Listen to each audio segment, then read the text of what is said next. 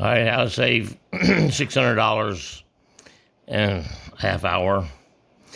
This switch here is a window switch, mirror switch, door lock switch out of a 2019 International truck. And this particular button broke out. And my company, of course, went to the International dealer and bought a new one. And it was $600. And wow, couldn't handle that. Of course, just bend the tabs here with a straight screwdriver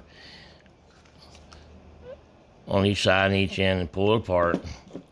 And then I taped the mirrors and the door locks so they couldn't fall out. And I pulled the tumblers out of the switch, such as this goes in there.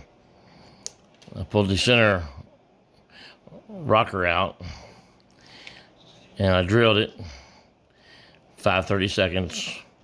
Took a 5/32 pop rivet and drilled that out to a full 5/32 and just put the pivot pin, which is nothing more than a pop rivet, through it. And now I'll cut it off out here and I'll epoxy it. And it's so much better than the original was. It's much, much stronger. And $600 versus a half hour of my time.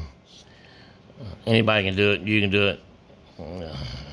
Good luck if you got an International. Save yourself some money.